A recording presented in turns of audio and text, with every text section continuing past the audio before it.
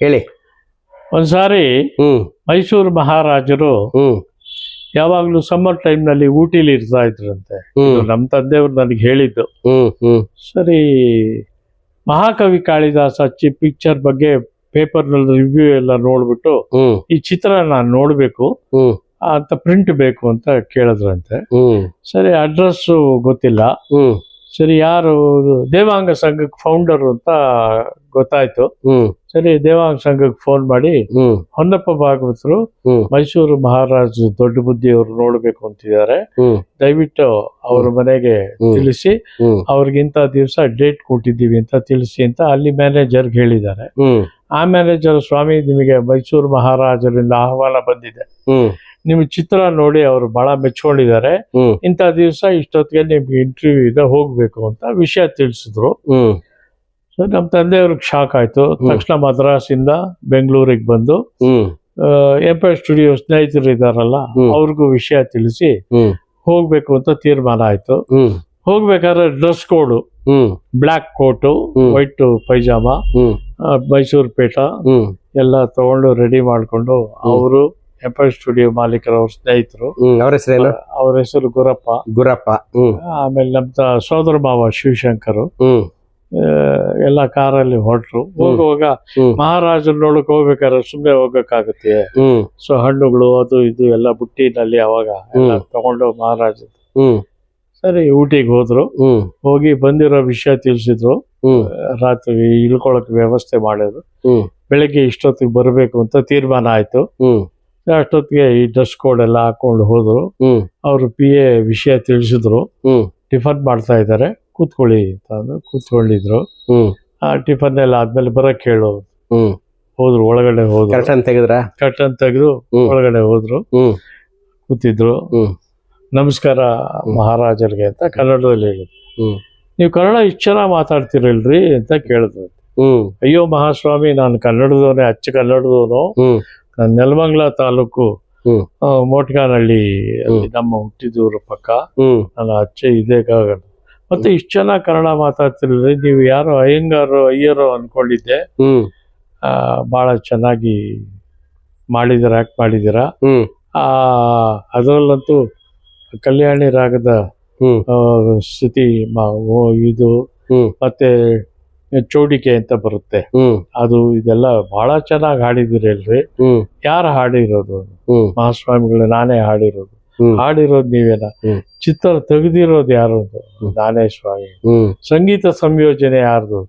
ನಾನೇ ಅನ್ನೋದು. ಇಷ್ಟೆಲ್ಲ ನೀವು ಒಬ್ಬರೇ ಮಾಡ್ತೀರಿ, ನೀವು ನಮ್ ಕಣ್ಣಿಗೆ ಬಿದ್ದಿಲ್ವಲ್ರಿ ಅಂತ ಕೇಳೋದಂತೆ. ಇವಾಗಾದ್ರೂ ತಮ್ಮ ಕಣ್ಣಿಗೆ ಬಿದ್ದೆ ಅಷ್ಟೇ ಮಹಾಸ್ವಾಮಿ. ಬಹಳ ಚೆನ್ನಾಗಾಯ್ತು, ಟಿಫನ್ ಮಾಡಿ ಅಂತ ಹೇಳಿ ಟಿಫನ್ ಎಲ್ಲ ಮಾಡಿಸಿ ಬಹಳ ಸಂತೋಷಪಟ್ಟು ಬಹುಮಾನ ಎಲ್ಲ ಕೊಟ್ಟು ಕಳ್ಸೋದು. ಇದು ನಡೆದಿದ್ದ ವಿಷಯ.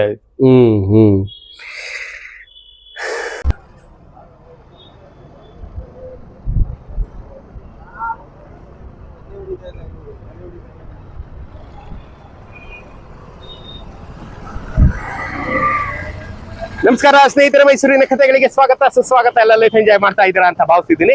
ಇವತ್ತು ನಾನು ನಿಮ್ಮನ್ನ ಚಾಮರಾಜಪೇಟೆಯಲ್ಲಿರೋ ಹೊನ್ನಪ್ಪ ಭಾಗವತ ರಸ್ತೆ ಕರ್ಕೊಂಡ್ ಬಂದಿದ್ದೀನಿ. 54ನೇ ಇಸ್ವಿನಲ್ಲಿ 55ನೇ ಇಸ್ವಿನಲ್ಲಿ ಕನ್ನಡ ಚಿತ್ರರಂಗಕ್ಕೆ ಸುವರ್ಣಾಕ್ಷರಗಳಲ್ಲಿ ಬರೆಯಬೇಕಾದಂತ ವರ್ಷ. 54ನೇ ಇಸ್ವಿನಲ್ಲಿ ಕನ್ನಡ ಚಿತ್ರರಂಗದ ಮೊದಲ ರಾಷ್ಟ್ರೀಯ ಅವಾರ್ಡ್ ಬೇಡರ ಕಣ್ಣಪ್ಪಗೆ ಬಂತು, ನ್ಯಾಷನಲ್ ಅವಾರ್ಡ್ ಬಂತು. 55ನೇ ಇಸ್ವಿಲಿ ಮಹಾಕವಿ ಕಾಳಿದಾಸ ಅನ್ನೋಂಥ ಒಂದು ಕನ್ನಡ ಪಿಕ್ಚರ್ಗೆ ನ್ಯಾಷನಲ್ ಅವಾರ್ಡ್ ಬಂತು. 55ನೇ ಇಸ್ವಿಲಿ ಬಂತಲ್ಲ ಮಹಾಕವಿ ಕಾಳಿದಾಸ. ಹೀರೋ ಯಾರು? ಹೊನ್ನಪ್ಪ ಭಾಗವತರು. ಪ್ರೊಡ್ಯೂಸರ್ ಯಾರು? ಹೊನ್ನಪ್ಪ ಭಾಗವತರು. ಮ್ಯೂಸಿಕ್ ಡೈರೆಕ್ಟರ್ ಯಾರು? ಹೊನ್ನಪ್ಪ ಭಾಗವತರು. ಸಿಂಗರ್ ಯಾರು? ಪ್ಲೇಬ್ಯಾಕ್ ಸಿಂಗರ್ ಹೊನ್ನಪ್ಪ ಭಾಗವತರು. ಮಲ್ಟಿ ಟ್ಯಾಲೆಂಟೆಡ್, ಎಲ್ಲಾ ರೋಲ್ಸನ್ನು ತಾನೇ ತನ್ನ ಭುಜದ ಮೇಲೆ ಇಟ್ಕೊಂಡು ನ್ಯಾಷನಲ್ ಅವಾರ್ಡ್ ಕೊಡಿಸಿದಂತ ಪುಣ್ಯಾತ್ಮ ಹೊನ್ನಪ್ಪ ಭಾಗವತರು. ಅವ್ರ ಮನೆ ಇದೇ ಚಾಮರಾಜಪೇಟೆ 3ನೇ ಕ್ರಾಸ್ ಅಲ್ಲಿ ಇದೆ. ಅದಕ್ಕೆ ಅವ್ರ ಮನೆ ಇರೋ ರಸ್ತೆಗೆ ಹೊನ್ನಪ್ಪ ಭಾಗವತರ ರಸ್ತೆ ಅಂತ ಇಟ್ಟಿದ್ದಾರೆ. ಬನ್ನಿ ಅವ್ರ ಮನೆಗೂ ಕರ್ಕೊಂಡು ಹೋಗ್ತೀನಿ. ಕರ್ಕೊಂಡು ಹೋಗಿ ನಿಮ್ಮನ್ನ ಅವರ ಜೀವನ ಸಾಧನೆ ಎಲ್ಲಾನು ವಿವರಿಸ್ತೀನಿ. ಬನ್ನಿ ನನ್ನ.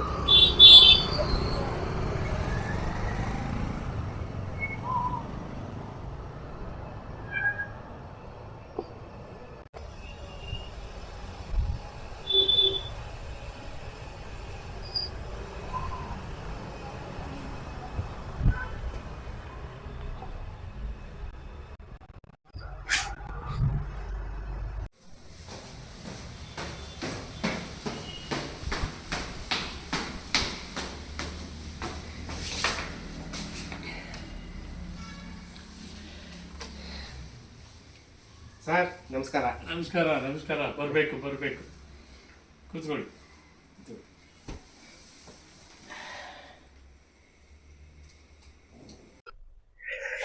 ಸ್ನೇಹಿತರೆ ನಮಸ್ಕಾರ. ಇವತ್ತು ನಾನು ನಿಮ್ಮನ್ನ ಮತ್ತೊಬ್ಬ ಪ್ರಾತಸ್ಮರಣೀಯರ ಮನೆಗೆ ನಾನು ಇವತ್ತು ಕರ್ಕೊಂಡ್ ಬಂದಿದ್ದೀನಿ. ನಮ್ಮ ಕನ್ನಡ ಚಿತ್ರರಂಗ, ನಮ್ಮ ಕನ್ನಡ ರಂಗಭೂಮಿ, ನಮ್ಮ ಕನ್ನಡ ಸಾರಸ್ವತ ಲೋಕ, ನಮ್ಮ ಕನ್ನಡದ ಸಂಗೀತ ಲೋಕ ಎಂದಿಗೂ ಮರೆಯಬಾರದಂತ, ಬೆಳಗ್ಗೆ ಎದ್ದ ಕೂಡಲೇ ನೆನೆಯಬೇಕಾದಂತ ಒಬ್ಬ ಬಹುಮುಖಿ ಪ್ರತಿಭೆ. ನಾವ್ಯಾರು ಮರಿಬಾರ್ದು. ಯಾಕೆಂದ್ರೆ ನಾವೆಲ್ಲ ತುಂಬಾ ಚೆನ್ನಾಗಿ ನೆನಪಿಸ್ಕೋತೀವಿ.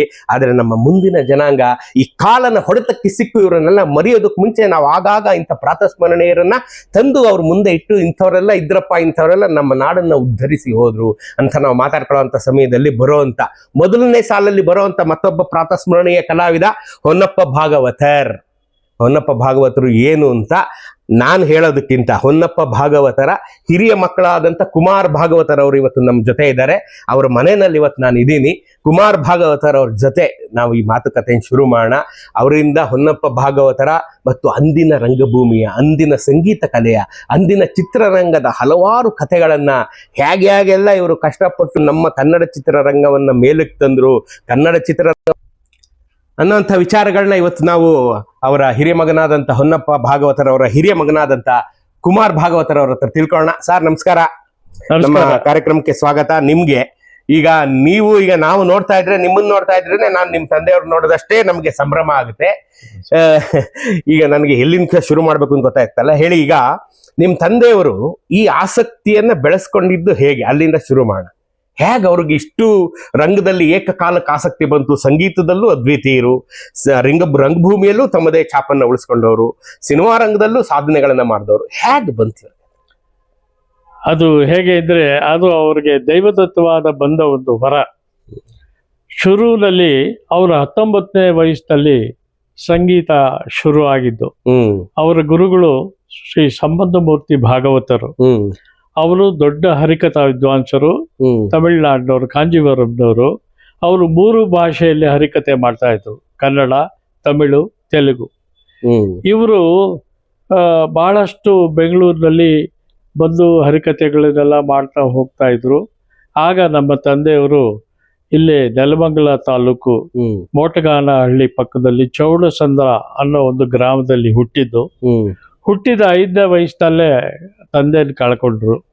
ಆಗ ನಮ್ಮ ಅಜ್ಜಿ ಅಂದ್ರೆ ಹೊನ್ನಪ್ಪ ಭಾಗವತರ ತಾಯಿ ಕಲ್ಲಮ್ಮನವರು ಅವರನ್ನ, ಮತ್ತು ಅವರ ಅಣ್ಣ ದೊಡ್ಡ ಹೊನ್ನಪ್ಪ ಅಂತ ಅವರ ಹೆಸರು, ಇವರ ಹೆಸರು ಚಿಕ್ಕ ಹೊನ್ನಪ್ಪ ಅಂತ ಅವರ ಹೆಸರುಗಳು.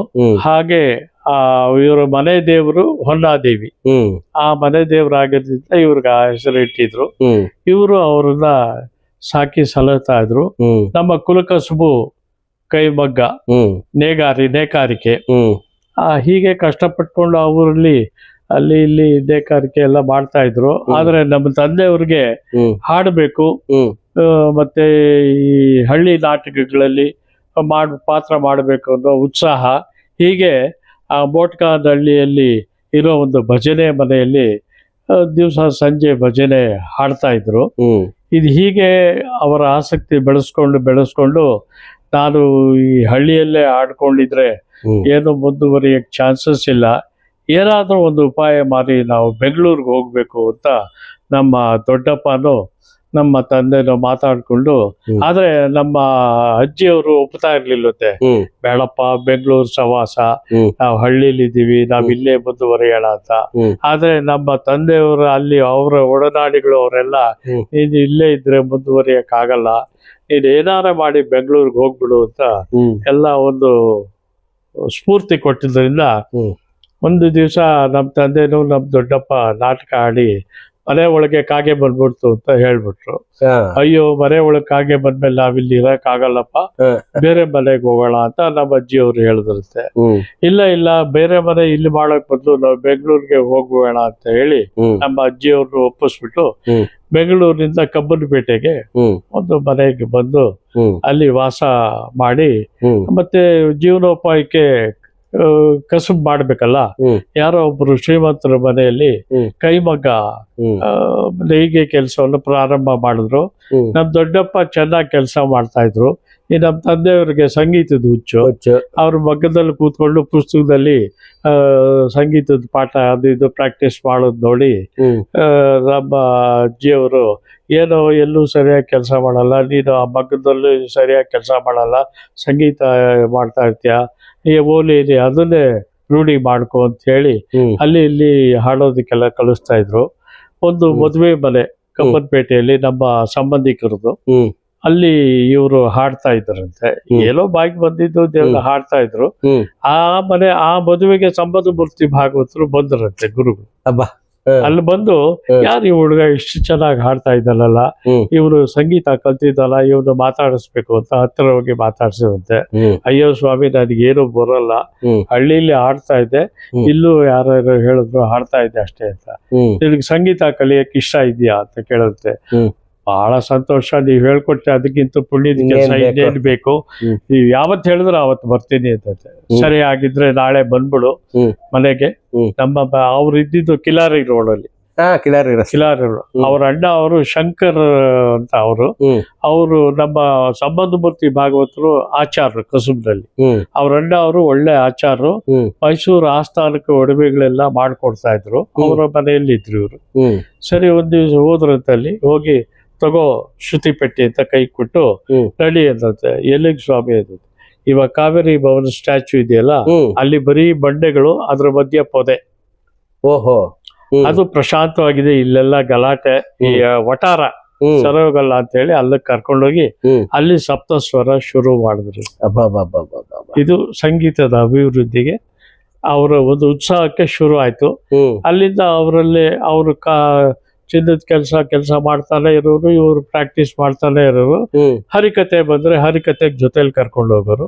ಅಲ್ಲಿ ಆ ಕಾಲದಲ್ಲಿ ಹರಿಕತೆ ಮಾಡುವಾಗ ಗುರುಗೆ ಪಿನ್ ಪಾಟ್ ಹಾಡೋದು ಅಂತ ಒಂದು ಅಭ್ಯಾಸ ಇತ್ತು. ಅದನ್ನೇ ಇವರು ಹಾಡ್ತಾ ಇದ್ದಂತೆ. ಈಕ್ವಲ್ ಆಗಿ ಗುರುಗಳು ಹೇಳಿದ ರಾಗಗಳನ್ನೇ ಹಾಡ್ತಾ ಇದ್ದಂತೆ. ಆಗ ಅವ್ರ ಗುರುಗಳು ಸ್ನೇಹಿತರೆಲ್ಲ, ಏನ್ ಸ್ವಾಮಿ ನೀವು ಶಿಷ್ಯನ ಬಿಡ್ತೀರಾ, ನಿಮಗೆ ನಿಮ್ಮ ಸಮವಾಗಿ ಹಾಡ್ತಾ ಇದ್ದಾರೆ, ನೀವು ನೋಡಿದ್ರೆ ಪಾಠ ಹೇಳ್ಕೊಳಕ್ ಮನೇಲಿ ಸರಿಗಮ ಹೇಳ್ಕೊಡ್ತೀರಾ ಅಂದ್ರೆ, ನನ್ನ ಪಾಠದ ಕ್ರಮನೇ ಹಾಗೆ. ಇಲ್ಲಿ ನನ್ನ ಸ್ಟೂಡೆಂಟ್ ವಿದ್ಯಾರ್ಥಿ, ಅಲ್ಲಿ ನಾನು ಹೇಳಿದ್ದನ್ನ ಹಾಡಬೇಕು, ಇದು ನನ್ನ ಪಾಠ ಕ್ರಮ ಅಂತ ಹೇಳಿ ಬಹಳ ಚೆನ್ನಾಗಿ ಸಂಗೀತ ಪಾಠ ಎಲ್ಲ ಹೇಳ್ಕೊಟ್ರು. ಸ್ವಲ್ಪ ಹಾಡೋ ಲೆವೆಲ್ಗೆ, ಕಚೇರಿ ಮಾಡೋ ಲೆವೆಲ್ಗೆ ಬಂತು. ಆದ್ರೂ ಗುರುಗೆ ಹೇಳಿದ್ರೆ ಎಲ್ಲೂ ಹೋಗಿ ಕಚೇರಿ ಮಾಡೋಕೆ ಭಯ, ಹಾಡ್ತಾ ಇರ್ಲಿಲ್ಲ. ಆಮೇಲೆ ಸೇಲಂನಲ್ಲಿ ನಾನು ಹೇಳಿದ್ದಲ್ಲ ಹಾಗೆ ಒಂದು ತ್ಯಾಗರಾಜರ ಆರಾಧ್ಯ ಉತ್ಸವ ಬಂತು. ಅಲ್ಲಿಗೆ ಬಾರೋ ಹೋಗೋಣ ಅಂತ ಕರ್ಕೊಂಡು ಹೋದ್ರು. ಇವರೇ ಅಲ್ಲಿ ಹರಿಕತೆ ಮಾಡಿದ್ರು, ಸಂಬಂಧಮೂರ್ತಿ ಭಾಗವತರು. ಅಲ್ಲಿ ಇವರು ಪಿನ್ಪಾಠ ಹಾಡಿದ್ರು. ಅಲ್ಲಿದ್ದವರೆಲ್ಲ ಕೇಳ್ಬಿಟ್ಟು ಎಷ್ಟು ಚೆನ್ನಾಗಿ ಹಾಡ್ತಾರೆ, ನೀವು ಇವ್ರನ್ನ ಹಾಡಕ್ ಬಿಡೋದಿಲ್ವಲ್ಲ, ನಾಳೆ ಇವ್ರದ್ದೇ ಒಂದು ಕಚೇರಿ ಇಡ್ತೀವಿ ಅಂತ ಅಲ್ಲಿ ಇಡಿಸಿದ್ರು ಭಾಗವತರದೇ. ಸರಿ, ಇವರು ಅಲ್ಲಿ ಚೆನ್ನಾಗಿ ಹಾಡಿದ್ರು. ಏನ್ ಸ್ವಾಮಿ ಇಷ್ಟು ಚೆನ್ನಾಗಿ ನಿಮ್ ಶಿಷ್ಯ ಹಾಡ್ತಾನೆ, ನೀವು ಪರ್ಮಿಷನ್ ಕೊಡ್ತೀರಾ, ಮುಚ್ಚಿಡ್ತೀರಾ ಅಂತ. ಇಲ್ಲಪ್ಪ, ಅವನಿಗೆ ಇನ್ನೂ ಬರ್ಬೇಕು, ಇನ್ನೂ ಅವ್ನು ಕಲಿಯೋದಿದೆ, ಇನ್ನೂ ಅವನು ಇದು ಈಗೀಗ ಮುಂದೆ ಬರ್ತಾ ಇದ್ದಾನೆ. ಅದರಿಂದ ಈಗಲೇ ಅವನಿಗೆ ನನಗೆ ಎಲ್ಲ ಗೊತ್ತು ಅನ್ನೋ ದುರಹಂಕಾರ ಬರಬಾರ್ದು ಅಂತ ನಾನು ಹಾಗೆ ಮಾಡಿದ್ದು ಅಂತ. ಆಯ್ತು ಅಂತ ಬಹಳ ಸಂತೋಷ ಪಟ್ಟಂತೆ. ಇವರು ಹಾಡಿದ ದಿವಸ ಅಲ್ಲಿ ಸೇಲಂನಲ್ಲಿ ಶಂಕರ್ ಫಿಲಿಮ್ಸ್ ಅನ್ನೋ ಪ್ರೊಡ್ಯೂಸರ್ಸು ಅವರೆಲ್ಲ ಯುವಕರು 4-5 ಜನ ಅವರು ಬಂದು, ಸರ್ ನಿಮ್ಮ ಶಿಷ್ಯ ಬಹಳ ಚೆನ್ನಾಗಿ ಹಾಡ್ತಾರೆ, ಅವರು ಸಿನಿಮಾದಲ್ಲಿ ಪಾತ್ರ ಮಾಡ್ತಾರ ಅಂತ ಕೇಳಿದ್ರಂತೆ. ಅದೇನೋ ಅದೆಲ್ಲ ನನಗ್ ಗೊತ್ತಿಲ್ಲ, ನೀವು ಅವನ ಹತ್ರ ಮಾತಾಡ್ಕೊಳ್ಳಿ. ಸರಿ, ಅವ್ರು ಇಳ್ಕೊಂಡಿದ್ದ ಜಾಗಕ್ಕೆ ಹೋಟೆಲ್ಗೆ ಹೋದಂತೆ, ಕೇಳ್ದಂತೆ, ಏನ್ ಸರ್ ನೀವು ಸಿನಿಮಾಲ್ ಮಾತ್ರ ಮಾಡಬೇಕು? ಅಯ್ಯೋ, ನಾನು ಇದುವರೆಗೂ ನೋಡಿರೋದು 2 ಪಿಕ್ಚರ್, ಒಂದು ಮೂಕಿ ಚಿತ್ರ, ಇನ್ನೊಂದು ಯಾವ್ದೋ ಚಿತ್ರ. ನನಗೇನು ಅದರಲ್ಲಿ ಅಷ್ಟು ಗೊತ್ತಿಲ್ಲ. ಇಲ್ಲ ನಾವು ಮಾಡಿಸ್ತೀವಿ, ನಿಮ್ಗೆ ತಮಿಳು ಬರುತ್ತಾ? ಕೀರ್ತನೆಗಳೆಲ್ಲ ತಮಿಳಲ್ಲಿ ತೆಲುಗಿನಲ್ಲಿ ಇರೋದ್ರಿಂದ ಸಾಕಷ್ಟು ಗೊತ್ತಾಗುತ್ತೆ, ಮಾತಾಡ್ತೀನಿ. ಅಷ್ಟು ಬಂದ್ರೆ ಸಾಕು ಅಂತ ಹೇಳಿ ಅಂಬಿಕಾಪತಿ ಪಿಕ್ಚರ್ ನಲ್ಲಿ ನೀವು ತ್ಯಾಗರಾಜ ಭಾಗವತರು ಹೀರೋ, ಅವರ ಸ್ನೇಹಿತರಾಗಿ ಪಾತ್ರ ಮಾಡಿ ಅಂತ ಹೇಳಿ ಅಲ್ಲಿ ಅವ್ರಿಗೊಂದು ಪಾತ್ರವನ್ನು ಕೊಟ್ಟು ಆ ರಾಜನ ಆಸ್ಥಾನದಲ್ಲಿ ಒಂದು ಸಂಗೀತ ಕಚೇರಿ ಏರ್ಪಾಡು ಮಾಡಿ, ಅದು ಪಿಕ್ಚರ್ ರಿಲೀಸ್ ಆದ್ಮೇಲೆ ಒಳ್ಳೆ ಹೆಸರು ತಗೊಂತು. ಇವರು ಆ ಸೀನ್ ಬಂದಾಗ ಕಚೇರಿಯಲ್ಲಿ ಕ್ಲಾಪ್ಸ್, ಅವ್ರು ಹಾಡೋದಕ್ಕೆ ಚಪ್ಪಾಳಿ ತಟ್ಟಿದ ಮೊದಲ ವ್ಯಕ್ತಿ ಸಭಿಕರಿಂದ ಥಿಯೇಟರ್ ನಲ್ಲಿ. ಆ ಒಂದು ಕೀರ್ತಿ ಇವ್ರಿಗೆ ಬಂದು ಅಲ್ಲಿಂದ ಚಿತ್ರಗಳೆಲ್ಲ ಬರ್ತಾ ಇತ್ತು. ಹೀಗೆ ಅವರ ಸಿನಿಮಾ ಹಾಗೂ ಸಂಗೀತ ಬಂತು. ಇದಾದ ಮೇಲೆ ವೃತ್ತಿ ರಂಗಭೂಮಿ ಮತ್ತೆ ಬರ್ತಾರೆ. ಅದೇ ಕೇಳೋಣ ಅಂತಿದ್ದೆ. ಈಗ ಅವರು ಸಂಬಂಧ ಮೂರ್ತಿ ಭಾಗವತರ ಜೊತೆಗೆ ಸಂಗೀತ ಕಲ್ತ್ಕೊಂಡ್ರು, ಸೇಲಂಗೆ ಹೋದ್ರು, ಅಲ್ಲಿನ ಸಿನಿಮಾಗೆ ಹೋದ್ರು. ಈ ರಂಗಭೂಮಿಗೆ ಬಂದಿದ್ದು ಹೇಗೆ ಇವರು? ಅದಕ್ಕೆ ಒಂದು ಘಟನೆ ಇದೆ. ಇವರು ಅಲ್ಲಿ ತಮಿಳ್ ಚಿತ್ರಗಳು 4-5 ಚಿತ್ರ ಎಲ್ಲ ಮಾಡಿ ಬಂದಾಗೆಲ್ಲ ಇವರ ಸ್ನೇಹಿತರು ಎಂಪೈರ್ ಸ್ಟುಡಿಯೋ ಅಲ್ಲಿ ಗುರಪ್ಪ ಅವರ ಸ್ಟುಡಿಯೋದಲ್ಲಿ ಸಂಜೆ ಹೊತ್ತು ಹೀಗೆ ಮಾತುಕತೆ ಆಡ್ತಾ ಇದ್ರು. ಆವಾಗ ಗುಬ್ಬಿ ವೀರಣ್ಣವರು ಅಲ್ಲಿ ಬಂದು ಯಾರು ಇಲ್ಲಿ ಈತ ಬಹಳ ಚೆನ್ನಾಗಿ ಲಕ್ಷಣವಾಗಿ ನೋಡೋಕಿದೆ, ಅವ್ರು ಹೊನ್ನಪ್ಪ ಭಾಗವತರ್ ಅಂತ. ಹೊನ್ನಪ್ಪ ಅಂತಾನೆ ಬಂದು ಆ ಸೇಲಂನಲ್ಲಿ ಟೈಟಲ್ ಕೊಟ್ಟಿದ್ದು ಭಾಗವತರ್ ಅಂತ. ಆವಾಗ್ಲಿಂದ ಹೊನ್ನಪ್ಪ ಭಾಗವತರ್ ಆದ್ರು. ಇವ್ರಿಗೆ ಈ ಸೇಲಂ ಕಚೇರಿಯಿಂದ ಹೊನ್ನಪ್ಪ ಭಾಗವತರ್ ಟೈಟಲ್ ಪಬ್ಲಿಕ್ ಅಲ್ಲಿ ಫಂಕ್ಷನ್ ಮಾಡಿ ಕೊಟ್ಟಿದ್ದು. ಇವರು ಹೊನ್ನಪ್ಪ ಭಾಗವತರ್ ಅಂತ ಬೆಂಗಳೂರಿನವ್ರೆ.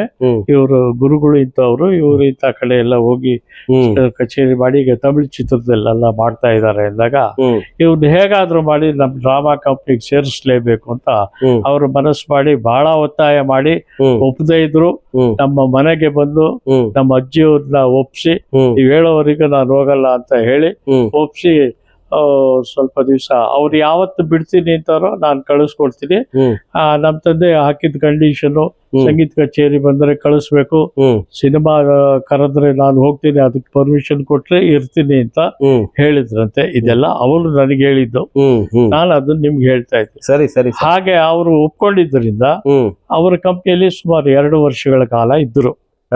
ಆ ಟೈಮ್ನಲ್ಲಿ ಮುತ್ತುರಾಜ್ ಡಾಕ್ಟರ್ ರಾಜ್ಕುಮಾರ್ ಅವರು, ಅವ್ರ ತಂದೆಯವರು, ಅವ್ರ ಅಕ್ಕ ತಂಗಿಯವರು ಎಲ್ಲ ಆವಾಗ ಗುಬ್ಬಿ ಕಂಪ್ನಿಯಲ್ಲೇ ಇದ್ರು. ಇವರು ಎಲ್ಲಾ ನಾಟಕದಲ್ಲೂ ಹೀರೋ ಪಾತ್ರ ಮಾಡ್ತಾ ಇದ್ರು. ಇವರು ಲವ ಕುಶಾಲಿ, ಅರ್ಜುನ, ರಾಮಾಯಣದಲ್ಲಿ ಅರ್ಜುನ ಎಲ್ಲ ಮಾಡ್ತಾ ಇದ್ರು. ಎಲ್ಲಾ ಪಾತ್ರದಲ್ಲೂ ಮಾಡ್ತಾ ಇದ್ರು. ಹಾಗೆ ಮಧ್ಯದಲ್ಲಿ ಸಿನಿಮಾ ಬಂದ್ರೆ ಹೋಗೋದು ಬರೋದು, ಮತ್ತೆ ಇಲ್ಲಿ ನಾಟಕದಲ್ಲಿ ಪಾತ್ರ ಮಾಡಿದ್ರು. ಆಮೇಲೆ ಸುಭದ್ರ ಪಿಕ್ಚರ್ ಮಾಡಿದ್ರು, ಜಯಮ್ನವ್ರನ್ನ ಹಾಕೊಂಡು. ಅದ್ರಲ್ಲಿ ಇವರೇ ಅರ್ಜುನ ಪಿಕ್ಚರ್. ಅದು ಪೂನಾಲಿ ಶೂಟಿಂಗ್ ಆಯ್ತು. ಅದು ಬಹಳ ಚೆನ್ನಾಗಿ ನಡೀತು. ಇದು ನಾಟಕ ರಂಗದಿಂದ ಮತ್ತೆ ಸಿನಿಮಾ.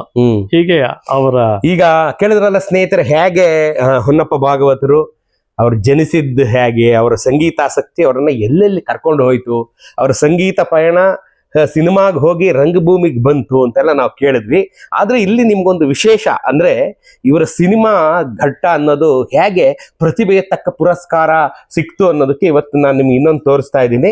ಇಲ್ಲಿ ನೀವು ನೋಡ್ತಾ ಇರ, ಇದು ನ್ಯಾಷನಲ್ ಅವಾರ್ಡು, ಹೊನ್ನಪ್ಪ ಭಾಗವತರಿಗೆ ಸಂದಂತ ನ್ಯಾಷನಲ್ ಅವಾರ್ಡು. ಇದು ಏನ್ ಬರ್ದಿದ್ದಾರೆ, ರಾಷ್ಟ್ರೀಯ ಚಲನಚಿತ್ರ ಸಮ್ಮಾನ್ ಯೋಗ್ಯತಾ ಪ್ರಸಾರ ಪತ್ರ ಅಂತ ಬರ್ದಿದ್ದಾರೆ. ಕನ್ನಡದಲ್ಲಿ ನೋಡಿ ಇಲ್ಲಿ. ರೂಪಕ ಚಿತ್ರ ಮಹಾಕವಿ ಕಾಳಿದಾಸ, ನಿರ್ಮಾತ್ರ ಲಲಿತ್ ಕಲಾ ಫಿಲಮ್ಸ್ 1955. ಆಯ್ತಾ? ಸೊ ಇದು ಹಿಂದಿಲಿ ಆಗ ಬರ್ದ್ ಕಳ್ಸಿದಾರೆ ನೋಡಿ ಇಲ್ಲಿ, ಎಂಬ್ಲಮ್, ನ್ಯಾಷನಲ್ ಎಂಬ್ಲಮ್. ಇದನ್ನ ನಿಮ್ಗೆ ನಾನು ವೀಣೆ ದೊರಸ್ವಾಮಯ್ಯಂಗಾರ್ ಮಲ್ಲೂ ತೋರಿಸಿದ್ದೆ, ಅವ್ರಿಗೂ ನ್ಯಾಷನಲ್ ಅವಾರ್ಡ್ ಬಂದ ಕಾಲಕ್ಕೆ ಅಲ್ವಾ. ಸೊ ಇದು ಇವ್ರಿಗೆ ಬಂತು. ಸರ್, ಇದ್ರ ಕತೆ ನನಗೆ ಹೇಳಿ. ನಮ್ಮ ಕನ್ನಡ ಚಿತ್ರರಂಗಕ್ಕೆ ಮೊದಲ ನ್ಯಾಷನಲ್ ಅವಾರ್ಡ್ ತಂದು ಕೊಟ್ಟಂಥದ್ದು ಬೇಡರ ಕಣ್ಣಪ್ಪ. 2ನೇ ನ್ಯಾಷನಲ್ ಅವಾರ್ಡ್ ಬಂದಂಥದ್ದು ಮಹಾಕವಿ ಕಾಳಿದಾಸ, ಅದು ಡಾಕ್ಟರ್ ರಾಜ್ಕುಮಾರ್ ಅವರು, ಇದು ಹೊನ್ನಪ್ಪ ಭಾಗವತರದ್ದು. ಇದರಲ್ಲಿ ಒಂದು ಒಳ್ಳೆ ಸ್ವಾರಸ್ಯಕರ ಘಟನೆಯನ್ನ ಈಗ ಸರ್ ಹೇಳ್ತಾರೆ. ಸರ್, ಅದನ್ನ ಹೇಳಿ. ಈಗ ಈ ಮಹಾಕವಿ ಕಾಳಿದಾಸ ಹೇಗೆ ಶುರು ಆಯ್ತು ಅಂದ್ರೆ 1946 ಘೋರಕುಂಬಾರ ಪಿಕ್ಚರ್ ತೆಗೆದ್ರು. ಅದಾದ್ಮೇಲೆ ಅದರಲ್ಲಿ ಪಂಡ್ರಿಬಾಯಿ ಅವರು 2ನೇ ಹೆಂಡತಿ ಲಕ್ಷ್ಮೀಬಾಯಿ, ಸುಬ್ಬಯ್ಯ ನಾಯ್ಡು ಅವರ ಶ್ರೀಮತಿ, ಮೊದಲನೇ ಹೆಂಡತಿ ಪಾತ್ರ ಮಾಡಿ ಆ ಪಿಕ್ಚರ್ ತೆಗಿಯಕ್ ಶುರು ಮಾಡಿದ್ರು. ಬೊಮ್ಮನ್ ಇರಾನಿ ಅಂತ ಕ್ಯಾಮರಾಮನ್, ಅವರು ಟೆಕ್ನಿಕಲ್ ನಲ್ಲಿ ಬಹಳ ಚೆನ್ನಾಗಿದ್ದಾರೆ ಅಂತ ಹೇಳಿ ಅವ್ರನ್ನ ಪಾರ್ಟ್ನರ್ ಆಗಿ ಮಾಡ್ಕೊಂಡು ಇವರು ಪ್ರೊಡಕ್ಷನ್ ಎಲ್ಲ ನೋಡ್ಕೊಂಡು ಪಿಕ್ಚರ್ ಮಾಡಿದ್ರು. ಪಿಕ್ಚರ್ ಬಹಳ ಚೆನ್ನಾಗಿ ಬಂತು. ಆದರೆ ಮಧ್ಯದಲ್ಲಿ ಏನೋ ಸ್ವಲ್ಪ ಮೊಹಮ್ಮದ್ ಇರಾನಿ ಅವ್ರಿಗೂ ನಮ್ಮ ತಂದೆಯವ್ರಿಗೂ ಏನೋ ಸ್ವಲ್ಪ ಕ್ಲಾಶ್ ಆಗಿ ಅದು ಕೋರ್ಟ್ಗೆ ಹೋಯ್ತು. ಅದು ಪಿಕ್ಚರ್ ಮುಗಿಸಿ ರಿಲೀಸ್ ಮಾಡಿದ್ರೆ ಆ ಕಾಲದಲ್ಲಿ ಕನ್ನಡ, ತಮಿಳು ಚಕ್ರಧಾರಿ, ತೆಲುಗು 3 ಒಟ್ಟಿಗೆ ರಿಲೀಸ್ ಆಯ್ತು. ಆದ್ರೆ 2 ಫ್ಲಾಪ್ ಆಯ್ತು. ಇದು ಬಹಳ ಚೆನ್ನಾಗಿ ಓಡ್ತು, ಬಹಳ ಚೆನ್ನಾಗಿ ಓಡ್ತಾ ಇದೆ. ಆದ್ರೆ ನಮ್ ತಂದೆಯವ್ರಿಗೆ ದುಡ್ಡು ಕೈಗೆ ಬರ್ಲಿಲ್ಲ, ಎಲ್ಲ ಕೋರ್ಟ್ ಅಲ್ಲಿ ರಿಸೀವರ್ಗೆ ಹೋಗ್ತಾ ಇದೆ. ಹೀಗಾಗಿ ಆ ಪಿಕ್ಚರು ಚೆನ್ನಾಗಿ ನಡೀತು, ಆದ್ರೆ ಕೈಗೆ ದುಡ್ಡು ಬರ್ಲಿಲ್ಲ. ಸರಿ, ಇದು ಯಾವತ್ತು ತೀರ್ಮಾನ ಆಗುತ್ತೋ ನೋಡೋಣ. 10 ವರ್ಷ ಕೇಸ್ ನಡೀತು. 10 ವರ್ಷ ಕೇಸ್ ನಡೆದ್ಮೇಲೆ ಮೊಹಮ್ಮದ್ ಇರಾನಿ ನನ್ನನ್ನು ಬಿಟ್ರೆ ಸಾಕು ಅಂತ ಆತ ಹೋಗ್ಬಿಟ್ಟ. ಆತನ ಮೇಲೆ ಎಲ್ಲ ಬಂತು, ತಪ್ಪುಗಳೆಲ್ಲ ಮಾಡಿ ನೀನು ಇಷ್ಟು ಲಕ್ಷ ಕೊಡ್ಬೇಕು ಅಂತ, ಅವನು ಬಿಟ್ರೆ ಸಾಕು ಅಂತ ಆತ ಓಡೋದ.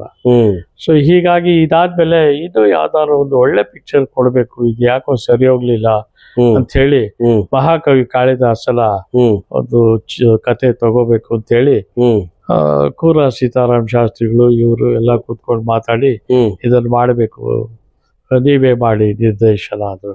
ಅಯ್ಯೋ ನಾನು ಯಾಕೆ, ಇಲ್ಲ ಮಾಡಿ. ಸಾಹಿತ್ಯ ಮತ್ತು ಡೈಲಾಗು ಸ್ಕ್ರಿಪ್ಟ್ ಅವೆಲ್ಲ ನಮ್ಮ ಹುಣಸೂರು ಕುಂಬಾರಾಗಿ ಮಾಡು, ಇದು ಬೇರೆಯವ್ರು ಮಾಡಿಸ್ಬೇಕು ಅಂತಿದ್ದು ಬೇಡ, ನಿಧಾನ ಆಗುತ್ತೆ ಅಂತ ಹೇಳಿ ಕೂರ ಸೀತಾರಾಮ್ ಶಾಸ್ತ್ರಿಗಳ ಕೈಗೆ ಎಲ್ಲ ಮಾಡಿಸಿ ಬೆಳ್ಳಾವೈ ನರಹರಿ ಶಾಸ್ತ್ರಿಗಳು ಸಾಹಿತ್ಯ ಸಂಗೀತದ ಸಾಹಿತ್ಯಗಳೆಲ್ಲ ಅವರೇ ಮಾಡಿದ್ರು. ಅದೆಲ್ಲ ನಡೆದಿದ್ದು ಎಂಪೈರ್ ಸ್ಟುಡಿಯೋಲ್ಲೇ ಕೂತ್ಕೊಂಡು ಮಾಡಿದ್ದು, ಅಲ್ಲೇ ಜಾಗದಲ್ಲಿ ಮಾಡಿ. ಶೂಟಿಂಗು ಮೆಡ್ರಾಸ್ ವಾಹಿನಿ ಸ್ಟುಡಿಯೋ ನಡೀತು. ಆ ಕಾಲದಲ್ಲಿ ಚಂದ್ರಲೇಖ ಪಿಕ್ಚರ್ಗೆ ಹಾಕಿದ್ದ ಸೆಟ್ಗಳೆಲ್ಲ ನಮ್ಮ ವಿಜಯವಾಹಿನಿ ಸ್ಟುಡಿಯೋ ಓನರು ನಾಗಿರೆಡ್ಡಿ ಚಕ್ರಪಾಣಿ ಅವರು, ನೀವು ಬಹಳ ಕಷ್ಟಪಟ್ಟು ಪಿಕ್ಚರ್ ಮಾಡ್ತಾ ಇದ್ದೀರಾ, ಈ ಸೆಟ್ಟಿಂಗ್ಲೆಲ್ಲ ಉಪಯೋಗಿಸ್ಕೊಳ್ಳಿ, ನಾನು ಫ್ರೀಯಾಗಿ ಕೊಡ್ತೀನಿ ಅಂತ ಆ ಸೆಟ್ಟಿಂಗ್ಸ್ ಎಲ್ಲ ಕೊಟ್ರು. ಪಿಕ್ಚರ್ ಎಲ್ಲ ಚೆನ್ನಾಗಿ ಬಂತು. ಹೀರೋಯಿನ್ ಮಾಡ್ಬೇಕಲ್ಲ, ಯಾರನ್ನ ಹೊಸಬರನ್ನ ತರಬೇಕು ಅಂತ ಇವ್ರು ಯೋಚನೆ ಮಾಡ್ತಿದ್ದಾಗ, ಆಗಿನ ಕಾಲದಲ್ಲಿ ಈ ಕಬ್ಬನ್ ಪಾರ್ಕು ಮತ್ತೆ ಲಾಲ್ಬಾಗು ಇನ್ನು ಬೇರೆ ಬೇರೆ ಪಾರ್ಕ್ಗಳಲ್ಲೆಲ್ಲ ಈ ಆರ್ಕೆಸ್ಟ್ರಾಗಳಿಗೂ ನಡೆಸ್ತಾ ಇದ್ರು ಭಾನುವಾರ. ಅದಕ್ಕೊಂದು ಕಮಿಟಿ ಮಾಡಿದ್ರು ಈ ಕಾರ್ಪೊರೇಷನ್ ಅವರು. ಅದಕ್ಕೊಂದು ಕಮಿಟಿ ಮಾಡಿ ಎಲ್ಲ ಆರ್ಕೆಸ್ಟ್ರಾದವ್ರು ಡೇಟ್ಗಳು ಕೊಟ್ಟು ಕರೆದು ಅವ್ರು ನುಡಿಸ್ಬೇಕು. ಅದಕ್ಕೆ ಜಡ್ಜಸ್ ನಮ್ಮ ಮೈಸೂರು ಚೌಡಯ್ಯನವರು, ನಾಗೇಂದ್ರಪ್ಪ ಇವರು ನಾಗೇಂದ್ರಪ್ಪ ಅಲ್ಲ, ನಮ್ಮ ತಂದೆಯವರು ಚೌಡಯ್ಯನವರು, ಮತ್ತೆ ಮೈಸೂರು ಆಸ್ಥಾನ ವಿದ್ವಾನ್ ದೇವೇಂದ್ರಪ್ಪನವರು 3 ಜನ ಜಡ್ಜು. ನಮ್ಮ ತಂದೆಯವರು 3 ಜನ ಜಡ್ಜು. ಎಲ್ರು ಬಂದು ಒಂದು 2 ಗಂಟೆ 1 ಗಂಟೆಗಳ ಕಾಲ ಹಾಡಿ ಕೆಲವು ಆರ್ಕೆಸ್ಟ್ರಾಗಳೆಲ್ಲ ಸೆಲೆಕ್ಟ್ ಮಾಡಿದ್ರು. ಅದರಲ್ಲಿ ಸರೋಜಾದೇವಿ ಬಂದು ಒಂದು ಹಾಡಿದ್ರು ಒಂದು ಆರ್ಕೆಸ್ಟ್ರಾ. ಅವಾಗ ನಮ್ಮ ತಂದೆಯವರು ಸರೋಜಾದೇವಿಯವರು ಮೊದಲು ನಿಮ್ ತಂದೆಯವ್ರ ಕಣ್ಣಿಗೆ ಬಿದ್ರು. ಆಗ ಗುರ್ತಿಸಿ ಯಾರು ಈಕೆ ಏನು ಅಂತ ನಮ್ಮ ತಂದೆ ಎಲ್ಲ ವಿಚಾರಿಸಿದ್ರು. ಅವ್ರ ತಾಯಿ ರುದ್ರಮ್ಮ ಇದ್ರು, ಅವರು ಎಲ್ಲ ವಿಷಯ ಆಮೇಲೆ ಕೇಳಿದ್ರು, ಏನಮ್ಮ ನೀನು ಚಿನ್ನಮಾಲ್ ಮಾಡ್ತೀಯ ಅಂತ ಆಕೆನ್ ಕೇಳಿದ್ರು. ನಮ್ಮ ತಾಯಿ ಅವ್ರನ್ನ ಕೇಳ್ಬೇಕು, ನನ್ಗೆ ಅದೆಲ್ಲ ಏನ್ ಗೊತ್ತಿಲ್ಲ. ನೀವೆಲ್ಲಿರೋದು ಅಂತ, ಅಯ್ಯೋ ಸ್ವಾಮಿ ನಾವು ಚಾಮರಾಜಪೇಟೆಯಲ್ಲೇ ಇರೋದು ಅಂತ ಹೇಳಿದ್ರು. ಸರಿ ಅಮ್ಮ ಮಾತಾಡೋಣ ಅಂತೇಳಿ ಅವ್ರ ತಾಯಿನೂ ಕರ್ಸಿ ಎಲ್ಲ ಕೇಳಿದ್ಮೇಲೆ ಒಪ್ಕೊಂಡ್ರು. ಸರಿ, ಅವಾಗ ಫೋಟೋ ಜನಕ್ಕೆ ಫೇಸ್ ಬೇಕಲ್ಲ, ಟೆಸ್ಟ್ ಮಾಡೋಣ ಅಂತೇಳಿ ಎಂಪೈರ್ ಸ್ಟುಡಿಯೋದಲ್ಲೇ ಫೋಟೋ ತೆಗೆದು ಅದು ಚೆನ್ನಾಗಿದೆ ಅಂತ ಬಂದ್ಮೇಲೆ ಸ್ಕ್ರೀನ್ ಟೆಸ್ಟ್ ಆಗ್ಬೇಕು, ನೀವು ಮೆಡ್ರಾಸ್ಗೆ ಬರ್ಬೇಕು. ಅವಾಗ ಮೆಡ್ರಾಸ್ ಅಂತ ಕರೀತಾ ಇದ್ರು, ಈಗ ಚೆನ್ನೈ. ಸೊ ಅಲ್ಲೇ ಬಂದ್ರು, ಒಂದು ಸ್ಕ್ರೀನ್ ಟೆಸ್ಟ್ ವಾಹಿನಿ ಸ್ಟುಡಿಯೋಲ್ಲೇ ಆಯ್ತು. ಶಾಸ್ತ್ರಿಗಳು ಓಕೆ ಭಾಗವತ್ರೆ ಮಾಡ್ಕೋಬಹುದು, ಬಹಳ ಚೆನ್ನಾಗಿದೆ, ಎಷ್ಟು ಟ್ಯಾಲೆಂಟ್ ಇದೆ, ಮಾಡ್ಕೋಬಹುದು ಅಂತ ಹೇಳಿದ್ಮೇಲೆ ಅವ್ರಿಗೆ ಇರ್ಲಿಕ್ಕೆ ವ್ಯವಸ್ಥೆ, ನಮ್ಮನೆ ಔಟ್ ಹೌಸ್ ನಲ್ಲೇ ಅವ್ರಿಗೆ ವ್ಯವಸ್ಥೆ, ಫ್ಯಾಮಿಲಿ ಎಲ್ಲ ಇರಕ್ ಮಾಡಿ ಶೂಟಿಂಗ್ ಎಲ್ಲ ಶುರು ಆಗಿ ಚೆನ್ನಾಗಿ ಮಾಡಿದ್ರು. ಅವರು ಎಲ್ಲ ಚೆನ್ನಾಗಿ ಮಾಡಿದ್ಮೇಲೆ ಪಿಕ್ಚರ್ ಚೆನ್ನಾಗಿ ಬಂತು. ಪಿಕ್ಚರ್ ಎಲ್ಲ ಮುಗಿದು ರಶಸ್ ಎಲ್ಲ ನೋಡುವಾಗ ಸ್ವಲ್ಪ ಸಮಾಧಾನ ಆಗ್ಲಿಲ್ಲ ಫಾದರ್ಗೆ. ನಾನ್ ಸಿಕ್ಕಿದೆ, ಸರಿಯಾಗಿಲ್ಲ, ಇದನ್ನ ಸರಿ ಮಾಡ್ಬೇಕು, ಏನ್ ಮಾಡೋದು. ಪಿಕ್ಚರ್ ಡೇಟ್ ಅನೌನ್ಸ್ ಮಾಡ್ಬಿಟ್ಟಿದ್ದಾರೆ ಬೆಂಗಳೂರಲ್ಲಿ, ಇಲ್ಲಿ ನಾನ್ ಸಿಕ್ಕು ಫ್ರೆಶ್ ಪ್ರಿಂಟ್ ರೆಡಿ ಆಗ್ಲಿಲ್ಲ, ಏನ್ ಮಾಡ್ಬೇಕು ಅಂತ ಆ ಸ್ಟುಡಿಯೋದಲ್ಲಿ ಎಲ್ಲೋ ಒಂದು ಮರದ ಕೆಳಗಡೆ ತಲೆ ಮೇಲೆ ಕೈ ಇಟ್ಕೊಂಡು ಕೂತಿದ್ದಾಗ ನಾಗಿರೆಡ್ಡಿ ಅವರು ಕಾರಲ್ಲಿ ಹೋಗ್ತಾ ಇದಂತೆ. ಹೋಗಿ ಏನಿದ್ವಿ ಭಾಗವತರು ಹಿಂಗ್ ಕೂತಿದ್ದಾರೆ, ಏನ್ ತೊಂದ್ರೆ ಅವ್ರಿಗೆ, ಕರಿ ಇಲ್ಲಿ ಅಂತ ಕರೆದು ಒಳಗ್ ಕರೆದು ಆಫೀಸ್ಗೆ, ಬನ್ನಿ ಭಾಗವತರೆ ಏನ್ ಸಮಾಚಾರ, ಯಾಕೆ ಹಿಂಗ್ ಕೂತಿದ್ದೀರಾ? ಏನಿಲ್ಲ ಸರ್, ಪಿಕ್ಚರ್ ಬಹಳ ಚೆನ್ನಾಗಿ ಬಂದಿದೆ, ನಾನ್ ಸಿಂಕ್ ಆಗ್ಬಿಟ್ಟಿದೆ, ಸರಿಗ್ ಬಂದಿಲ್ಲ, ಅದು ಸ್ವಲ್ಪ ಏನೋ ಪ್ರಾಬ್ಲಮ್ ಆಗಿದೆ ಎಡಿಟಿಂಗ್, ಅಷ್ಟೇ ತಾನೇ. ಅದಕ್ಕೆ ಯಾಕೆ ಯೋಚನೆ ಮಾಡ್ತೀರಾ, ಅದೆಲ್ಲ 2 ದಿವಸದ ಕೆಲಸ ಅಂತ ಹೇಳಿ ಜಮ್ಮು ಖಂಡನ್ ಅಂತ ಅವ್ರ ಹತ್ರ ಒಬ್ಬ ಎಡಿಟರ್ ಇದ್ದ. ಅವ್ರನ್ನ ದಿವಸ ರಾತ್ರಿ ನೀನು 9 ಗಂಟೆಗೆ ಬರಬೇಕು, ಇಲ್ಲ ಸ್ಟುಡಿಯೋಲಿ ಕೂತ್ಕೋಬೇಕು, ಒಂದೊಂದೇ ರೀಲ್ ಹಾಕ್ತಾರೆ, ಪೂರ್ತಿ ಪಿಕ್ಚರ್ ನೋಡ್ಬಿಟ್ಟು ಎಲ್ಲೆಲ್ಲಿ ಏನೇನು ಸರಿ ಮಾಡಬೇಕು ಅವೆಲ್ಲ ಸರಿ ಮಾಡಬೇಕು ಅಂತ ಸೀತಾರಾಮ್ ಶಾಸ್ತ್ರಿಗಳು ಕೂಡಿಸ್ಕೊಂಡು ಎಲ್ಲ ನೋಡಿ 3 ದಿವಸದಲ್ಲಿ ಎಲ್ಲ ರೆಡಿ ಆಗಿ ನಮ್ ತಂದೆ ತೋರಿಸಿರುತ್ತೆ. ಅವಾಗ ನಮ್ ತಂದೆ ಅವ್ರಿಗೆ ಕಣ್ಣಲ್ಲಿ ನೀರು ಬರ್ತದೆ, ಅಷ್ಟು ಖುಷಿ ಆಗೋಯ್ತು. ಎಲ್ಲ ರೆಡಿ ಆಗೋಯ್ತಲ್ಲ 3 ದಿವಸದಲ್ಲಿ, ಚೆನ್ನಾಗಿ ಬಂದಿದೆ ಪಿಕ್ಚರ್. ಏನೂ ಇಲ್ಲ, ಅದೆಲ್ಲ ಟೆಕ್ನಿಕಲ್ ಪ್ರಾಬ್ಲಮ್ ಅಷ್ಟೇ, ಸರಿ ಮಾಡಿದ್ರೆ ಸರೋಗುತ್ತೆ. ಅದಕ್ಕೆ ಯಾಕೆ ತಲೆ ಕೆಡಿಸ್ಕೋತೀರಾ, ದೊಡ್ಡ ಕಲಾವಿದ್ರು ನೀವು, ಕಷ್ಟಪಟ್ಟು ಪಿಕ್ಚರ್ ಮಾಡಿದ್ದೀರಾ, ಸರಿ ಹೋಗುತ್ತೆ, ಓಕೆ ರಿಲೀಸ್ ಮಾಡಿ ಅಂತ ಅವರೇ ಹೇಳಿದ್ಮೇಲೆ ರಿಲೀಸ್ ಆಯ್ತು. ಪಿಕ್ಚರ್ ಬಹಳ ಚೆನ್ನಾಗಿ ಓಡ್ತು. ಪ್ರತಿಯೊಂದು ಜಿಲ್ಲೆಗಳಿಗೂ ನಮ್ ತಂದೆಯವರು, ಸರೋಜಾವಿ, ನಮ್ ತಾಯಿಯವರೆಲ್ಲ ಒಂದೊಂದು ಊರಿಗೂ ಥಿಯೇಟರ್ ವಿಸಿಟ್ ಕೊಟ್ರು. ಆ ಫೋಟೋಗಳೆಲ್ಲ ಇದೆ. ಅವಾಗೆಲ್ಲ ನಾವು ಚಿಕ್ಕ ಹುಡುಗರು. ಅದು ಬಹಳ ಚೆನ್ನಾಗಿ ನಡೆದ್ಮೇಲೆ ಡೆಲ್ಲಿಗೆ ಪ್ರಿಂಟ್ ಕಳ್ಸಿದ್ವಿ. ಅದು ನ್ಯಾಷನಲ್ ಅವಾರ್ಡ್ ಸರ್ಟಿಫಿಕೇಟ್ ಬಂತು.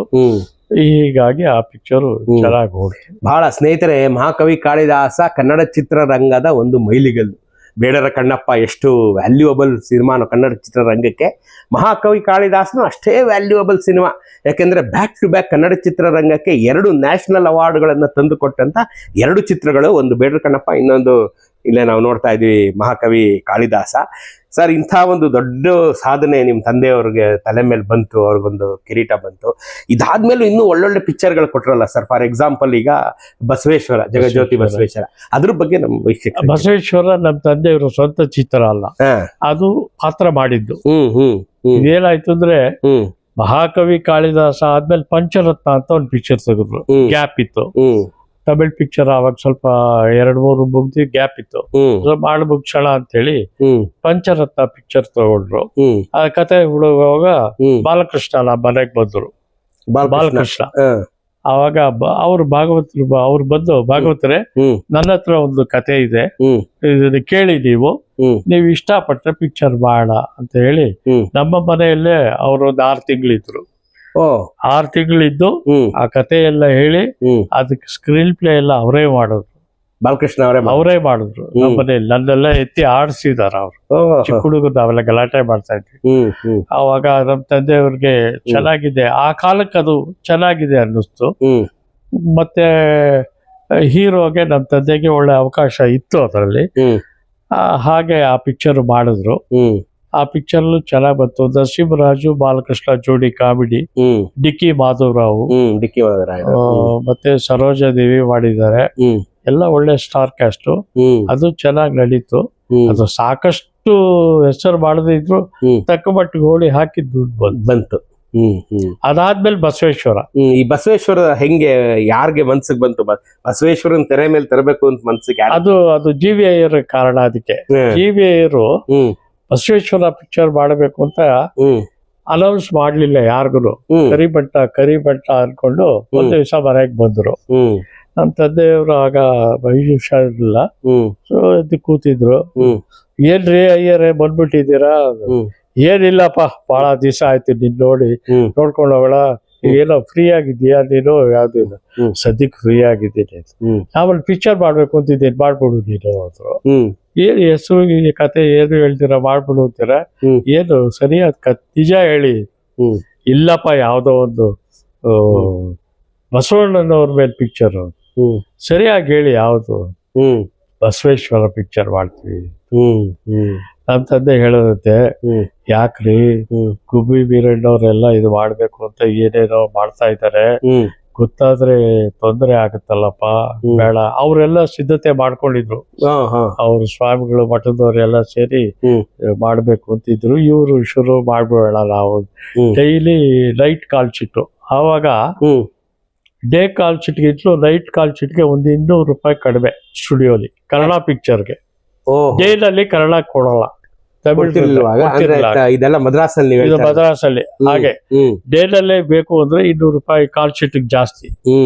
ಆ ಕಾಲದ 200 ರೂಪಾಯಿಂದ ಜಾಸ್ತಿ ಅಲ್ಲ, ಜಾಸ್ತಿನೇ. ಜಾಸ್ತಿ.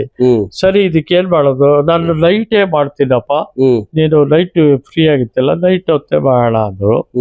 ಏನೋಪ್ಪ ನನಗ್ ಭಯವಾಗುತ್ತೆ. ಆಮೇಲೆ ನಮ್ಮ ಯಜಮಾನ್ರು ಅವರೆಲ್ಲ ತಿಂದಿದ್ದೀವಿ ನಾವು, ಯಾಕೆ? ಇಲ್ಲ ಸರ್, ಅದೆಲ್ಲ ಆಕತೆ, ಇದು ನೀವು ವೃತ್ತಿ ಮಾಡ್ತೀರಾ, ನಾನ್ ಸಿನಿಮಾ ತೆಗಿತೀನಿ, ಯಾರಾದ್ರೇನು ಅಂತ ಹೇಳಿ ಬಲವಂತ ಮಾಡಿ ಅಡ್ವಾನ್ಸ್ ಕೊಟ್ಬಿಟ್ಟು ಸೈನ್ ಹಾಕಿಸ್ಕೊಂಡ್ಬಿಟ್ರು. ನಮ್ಮ ತಂದೆಗೆ ಭಯ, ಎಲ್ಲಿ ಸಿಕ್ಕಿ ಏನೇನ್ ತರೋ ಅಂತ. ಸರಿ, ಸಿನಿಮಾ ಶುರು ಆಯ್ತು. 5 ರೀಲ್ ಆಯ್ತು. 5 ರೀಲ್ ಆದ್ಮೇಲೆ ಕರ್ಬಸೈನವರು, ಇವರು ಗುಬ್ಬಿ ವೀರಣ್ಣವರು ಎಲ್ಲ ಬಂದರು. ಅಯ್ಯರು ಇದ್ರು. ಅಯ್ಯರ್ಗೆ ಏನಪ್ಪ, ನನ್ನನ್ನ ತಿಂದು ನಾನು ಈಗ ಮಾಡ್ಬಿಟ್ಟೆ, ನಾನು ಏನೇನೋ ತಯಾರಿ ಮಾಡ್ಕೊಂಡಿದ್ದೆ, ನೀನು ಬಂದು ಎಲ್ಲ ಭಾಗವತಲ್ಲೂ ಸೇರ್ಸ್ಕೊಂಡು ಶುರು ಮಾಡ್ಬಿಟ್ಟಿದೀಯ, ಇದು ನ್ಯಾಯನ ಅಂದ್ರೆ? ಅಯ್ಯೋ ಸ್ವಾಮಿ, ಇದು ವ್ಯವಹಾರ, ನನಗೂ ಯಾರೋ ಸಿಕ್ಕಿದ್ರು ಮಾಡಿ ಅಂದ್ರು, ನಾನು ಅವ್ರಿಗೆ ಮಾಡ್ಕೊಳ್ತಾ ಇದ್ದೀನಿ, ನಾನು ದುಡ್ಡು ಹಾಕಿಲ್ಲ ಅಂದ್ಬಿಟ್ಟು ತಪ್ಸ್ಕೊಂಡ್ಬಿಟ್ಟು ಸರಿ ಪಿಕ್ಚರ್ ನೋಡಿದ್ರು. ಪಿಕ್ಚರ್ ನೋಡಿದ್ಮೇಲೆ ಅವ್ರಿಗೆ ಗೊತ್ತಿಲ್ಲದೆ ಪಿಕ್ಚರ್ ಬಹಳ ಚೆನ್ನಾಗಿದೆ ಅನ್ಬಿಟ್ರು. ಗುಬ್ಬಿ ವೀರಣ್ಣವ್ರು, ಕರ್ಬಸೈನವರು ಇಬ್ರು. ಕರ್ಬಸೈನವ್ರ ಹತ್ರ ನಾ ಮಾತಾಡಿದ್ದೀನಿ ಕೇಳಿ. ಅದೆಲ್ಲ ಆದ್ಮೇಲೆ ಸರಿ, ಬಿಜ್ಜಳನ್ ಪೋರ್ಷನ್ ಬಂತು. ಪುತ್ತೂರಾಜ್ ಹಾಕೊಂಡಿದ್ಯಾ, ನಂಗೆ ಗೊತ್ತೇ ಇಲ್ವಲ್ಲಪ್ಪ, ಬಹಳ ಚೆನ್ನಾಗ್ ಮಾಡಿದಾರ ಅವರು, ಡಾಕ್ಟರ್ ರಾಜ್ಕುಮಾರ್ ಅಂತ. ಅವಾಗ ಇಲ್ಲ, ಮುತ್ತುರಾಜ್ ಅಂತಾನೆ ಕರೆಯೋರು. ಬಹಳ ಚೆನ್ನಾಗ್ ಬಂದಿದೆ, ಹೋಗ್ಲಿ ಒಂದು ಕೆಲಸ ಮಾಡ್ಬಿಡು, ಹೇಗಿದ್ರು ತೆಗಿತಿದ್ಯಾ, ನಮ್ಗೆ ಡಿಸ್ಟ್ರಿಬ್ಯೂಷನ್ ಕೊಟ್ಬಿಡು ಅಂತ ತಗೋಬಿಟ್ರು. ಕರ್ನಾಟಕ ಪೂರ್ತಿ ಅವರೇ ಡಿಸ್ಟ್ರಿಬ್ಯೂಷನ್, ಗುಬ್ಬಿ ಕರ್ನಾಟಕ ಫಿಲಿಮ್ಸ್. ಇನ್ನೇನು ತಿರ್ಗಿ ಬೇರೆ ಮಾಡಕ ಆಗಲು. ಅದಾದ್ಮೇಲೂ ಒಂದ್ಸಾರಿ ಹೋಗಿ ರಾಜ್ಕುಮಾರ್ ಅವ್ರನ್ನ ಕೇಳಿದ್ದಾರೆ, ಯಾರು ಗುಬ್ಬಿ ವೀರಣ್ಣವರು, ಕರ್ಬಸೈನವರು. ಇಲ್ಲಪ್ಪ, ಇದು ನಡೆಯೋಕ್ ಮೊದ್ಲು ನಾವೇ ಈಗ ಬೇರೆ ತೆಗಿತಾ ಇದ್ದೀವಿ, ನೀನೇ ಕಾಳಿದಾಸನ್ ಮಾತ್ರ ಮಾಡು ಅಂತ. ಅಷ್ಟೊತ್ತಾಗ್ಲೇ ರಾಜ್ಕುಮಾರ್ ಅವರು ರಶಸ್ ನೋಡಿದ್ರು. ಸ್ವಾಮಿ ಕ್ಷಮಿಸಿ, ಬಸವಣ್ಣವರು ಅಂದ್ರೆ ಹೊನ್ನಪ್ಪ ಭಾಗವತರು ಚಾಪ್ ಹೊತ್ತುಬಿಟ್ಟಿದ್ದಾರೆ, ನಾನು ಬಿಜ್ಜಳನಾಗಿ ಮಾಡ್ಬಿಟ್ಟಿದ್ದೀನಿ, ಇನ್ನು ನಾನು ನೀವೇನ್ ಹೇಳಿದ್ರು ಆ ಪಿಕ್ಚರ್ ಬೇರೆ ಪಾತ್ರ ಮಾಡಲ್ಲ, ದಯವಿಟ್ಟು ಕ್ಷಮಿಸಿ ಅದಂತೆ. ಹಂಗಂತೀಯಾ, ಸರಿ ಬಿಡು ಅಂದ್ಬಿಟ್ಟು ಬಿಟ್ಬಿಟ್ಟು ಡಿಸ್ಟ್ರಿಬ್ಯೂಷನ್ ತಗೊಂಡ್ರು. ಪಿಕ್ಚರ್ ಚೆನ್ನಾಗಿ ನಡೀತು, ಅದಕ್ಕೂ ನ್ಯಾಷನಲ್ ಅವಾರ್ಡ್ ಬಂತು. ಹೀಗೆ ಅದ್ರ ಕತೆ. ಕೇಳಿದ್ರಲ್ಲ ಸ್ನೇಹಿತರೆ, 2 ಬ್ಯಾಕ್ ಟು ಬ್ಯಾಕ್ ಅಂದ್ರೆ ಇಂಥ ದೊಡ್ಡ ಹಿಟ್ ಸಿನಿಮಾಗಳನ್ನ ಕೊಡೋದ್ರಿಂದ ಎಷ್ಟು ಪರಿಶ್ರಮ ಇದೆ ಅಂತ ನೀವು ಕೇಳಿದ್ರಿ ಅಲ್ವಾ? ಒಂದು ಪಾಸ್ ಕೊಡಿ ಈಗ. ಇನ್ನೇನು